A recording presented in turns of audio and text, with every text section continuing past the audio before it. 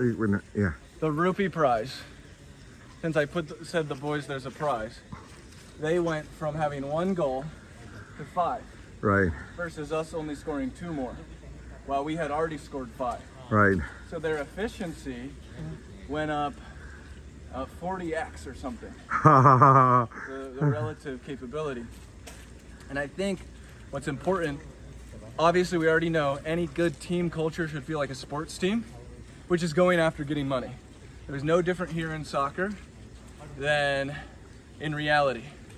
And you are playing against other teams. That's what's not understood yet. That's what's not common knowledge in startup culture, is that you're going for a goal. That's called market share. Because a market will exist for the thing you're trying to build. And the only question is, how many of the percent points are you gonna score? That's it. Someone will take them. You're only competing against other teams in the world. That is it. It is a speed advantage. It is all about your hustle. And this is just maximal proof of how much in a PvP thing, which all business is, who's gonna grab the market share. That's it. And so that goes to show how much a culture recognizing that they're gonna get a bounty ahead, that they have the incentive, that that's in front of them, and that they're competing against other teams is there.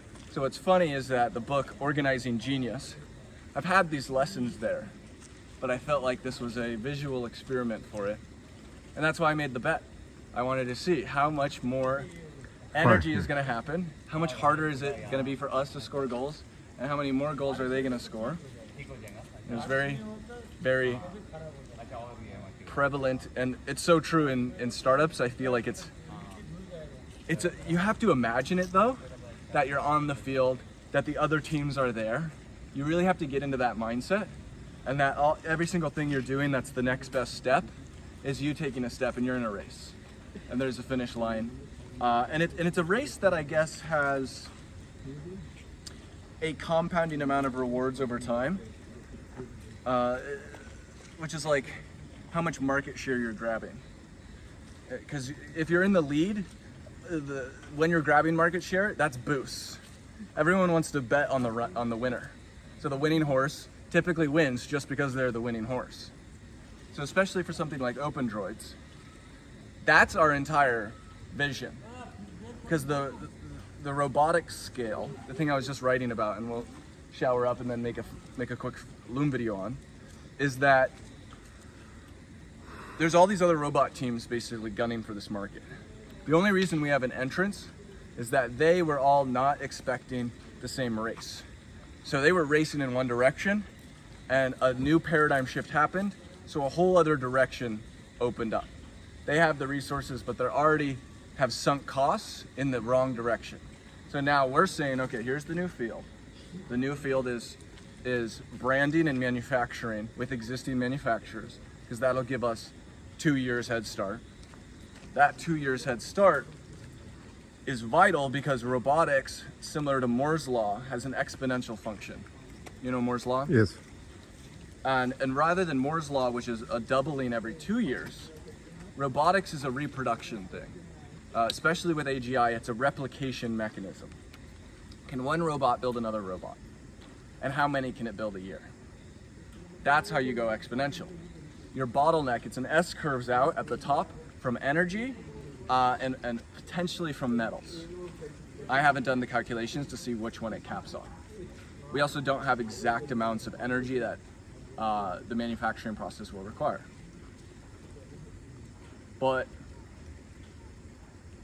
I think metals is the likely one. It doesn't seem like the energy to sustain in the tens of billions of robots would be a problem, because we can sustain hundreds of billions of humans each day with the amount of energy we have and that they need to operate with. It seems more like in the manufacturing process in the metals. Sidetrack from the main point here, which is if we are the creators of the term for the Moore's law of robotics, which in Star Wars, the biggest the droid factories is on Geonosis. is the city's name, and so Geonosis Droid Factories. And so I named it in the deck Geonosis Theory. You know, humans replicate at a max of every 9 months, 270 days. A robot can assemble another robot in 36 days. So a robot can 10x its supply each year.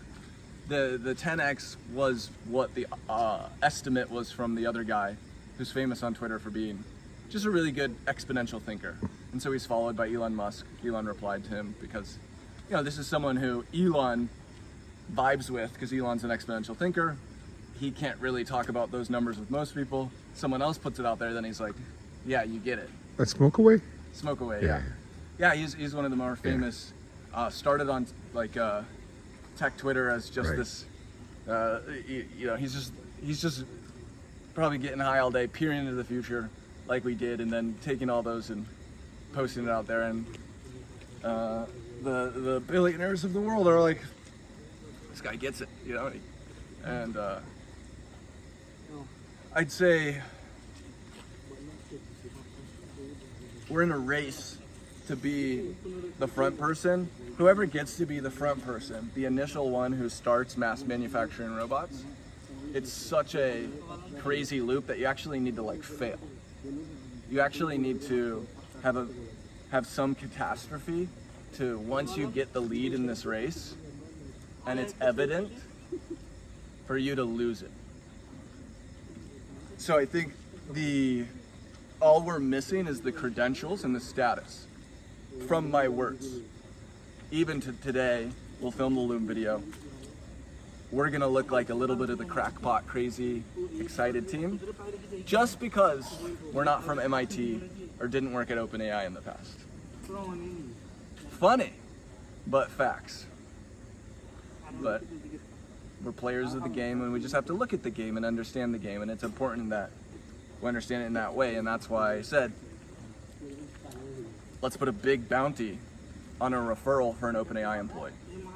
1% of the company, or like 50K. Just throw it out there, let people know, because that's a big fucking dick recruiting offer. Not a lot of companies make that. It shows how serious you are at speed.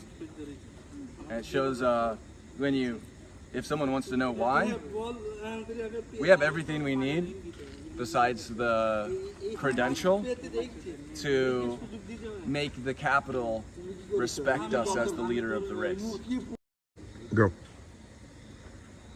But that's essentially it. To be one of the leaders. Once we become an evident leader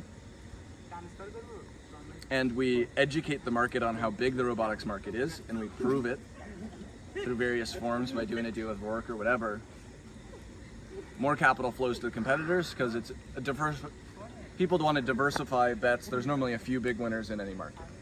There's a little bit of a different pathway that you can go down to win. Right? Now, when it comes to AGI, that's a little bit different. AGI is the mechanism through which the moats of other companies fall away, because it's a better strategic planner.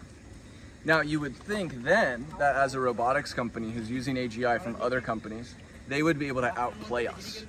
They have the AGI, we're just using calls from whichever version of them is the one we choose to work with. That's what's cool, is that since there's already multiple different labs who are approaching these capabilities, we get to choose who we work with on the capabilities side. And there's a decent chance that we do hit somewhat of a limit because the world is so complex. So we can kind of say this in weather forecasting. Even though we've gotten so much better computers, we still can't predict the weather 3 months in advance. And that's because weather is a hyper complex system. And so physical reality is actually hyper complex. What people want is hyper complex, etc., etc. Now, the people who have the data of the apps which use AI to map interactions and understand humans at a core level is going to be the new sort of Googles, who are these app layers who became more powerful than 95% of governments out there in the world.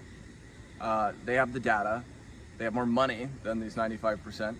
This is actually me just repeating what Ben Horowitz and Mark Andreessen were talking about on a podcast recently. So we're Persist is in that app layer, which is good. Or looking at continuing being a strong player in it.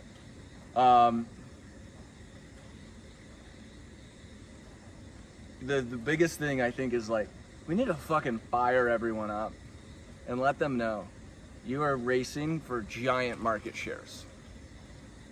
You know? I think we have a call, so on that front right now. With who?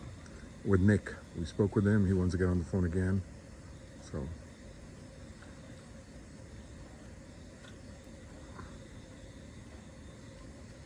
Right now? Yeah, I think so. That's right. Let's go.